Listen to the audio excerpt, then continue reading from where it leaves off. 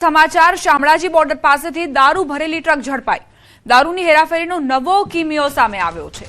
ચંપલના બોક્સની આડમાં વિદેશી દારૂની હેરાફેરી થતી હતી। અણસોલ ચેકપોસ્ટ પાસે શામળાજી પોલીસની કાર્યવાહી। રાજસ્થાનથી અમદાવાદ જતી ટ્રક રોકીને ચેકિંગ કરતા દારૂનો જથ્થો મળ્યો। પોલીસે 15,62,880 રૂપિયાની વિદેશી દારૂની 8,616 બોટલ જપ્ત કરી। ટ્રક અને દારૂ સહિત કુલ 26,17,880 રૂપિયાનો મુદ્દામાલ જપ્ત કરાયો। શામળાજી પોલીસે ટ્રક ચાલકને ઝડપી પ્રોહિબિશનનો ગુનો નોંધી હાથ ધરી છે કાર્યવાહી।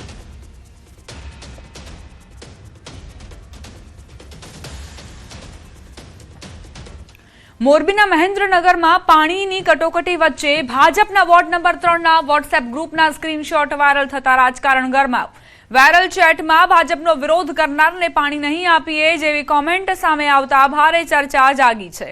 મોરબી જિલ્લા કોંગ્રેસના પૂર્વ પ્રમુખ મુકેશ ગામીએ ઘટનાને વખોડી ભાજપ પર આકરા પ્રહાર કર્યા। મુકેશ ગામીએ ચીમકી આપતા કહ્યું કે જો વિરોધીઓને પાણી બંધ કરશો તો અમે પણ ચૂપ નહીં બેસીએ।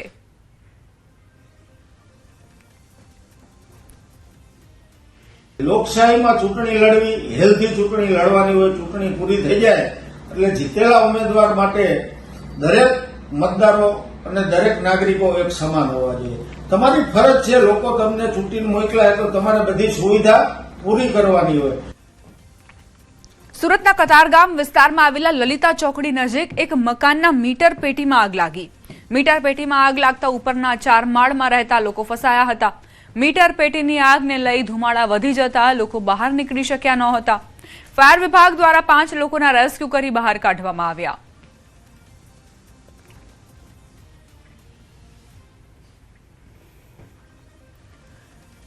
અમદાવાદના વાડજ પોલીસ સ્ટેશનમાંથી ફરાર થયેલ આરોપીને ક્રાઇમ બ્રાન્ચે ઝડપી પાડ્યો છે। દાણી લીમડા ખોડિયાર નગરમાંથી અશોક ડાભાણી નામના આરોપીની ધરપકડ કરાઈ છે। આરોપી વિરુદ્ધ વાડજ પોલીસ સ્ટેશનમાં પોક્સો અને અપહરણની કલમ હેઠળ ગુનો નોંધાયો છે, જે ગુનામાં વાડજ પોલીસે તેની ધરપકડ કરી હતી।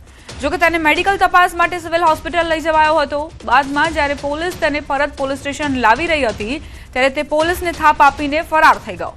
જે અંગેની જાણ ઉચ્ચ પોલીસ અધિકારીઓને કરતા પોલીસની અલગ અલગ ટીમો બનાવીને આરોપીને પકડવા કામે લગાડવામાં આવી હતી। ત્યારબાદ આરોપીને પકડી પાડવામાં પોલીસને સફળતા મળી। જે આરોપી અશોક ડાભાણી પોલીસ કસ્ટડીમાંથી ભાગી ગયેલ હતો, જેનો અલાયદો એક વાડજ પોલીસ સ્ટેશનમાં ગુનો દાખલ કરવામાં આવેલ હતો। જે ગુનાની ગંભીરતા લઈને અલગ અલગ ટીમ બનાવી અને ક્રાઇમ બ્રાન્ચની ટીમે ચંદ્રનગર ખાતેથી એ આરોપીને પકડી લીધેલ છે।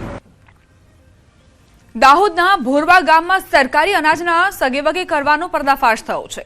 જે સસ્તું અનાજ ગરીબોને મળતું હોય તે અનાજ ગેરકાયદેસર રીતે અન્ય વેચવામાં આવતું હોવાનો ખુલાસો થયો।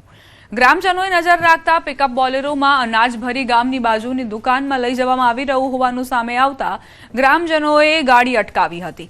જે બાદ સરકારી લેબલવાળા અંદાજે 14 જેટલા અનાજના કટ્ટા મળી આવ્યા। જે બાદ નાયબ મામલતદાર અને મામલતદાર ઘટના સ્થળે પહોંચ્યા હતા અને તપાસ શરૂ કરી।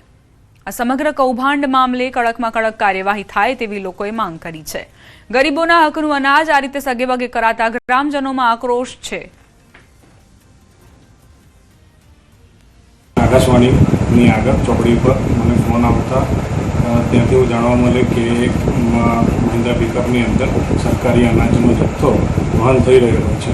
જે જથ્થાની તપાસણી કરતા તેઓ દ્વારા એવું જાણવા મળે કે જે સરકારી જથ્થો છે તો તેની તપાસની અર્થે અમે ત્યાં આગળ સ્થળ પર જઈને ખાતરી કરેલી અને ત્યાં 14 કટ્ટાઓ અનાજના, જે સરકારી ગોડાઉનના સરકારી મોર સાથેના અનાજના કટ્ટાઓ અમને ત્યાં આગળ જોવા મળેલા। સરકારી અનાજના કટ્ટા છે, એમાં ચોખા છે, ઘઉં છે, આવું બધું છે। અને આ કાયમ માટે દર મહિને આ રાત્રિના સમયે સરકારી દુકાનનું સામાન વેચવા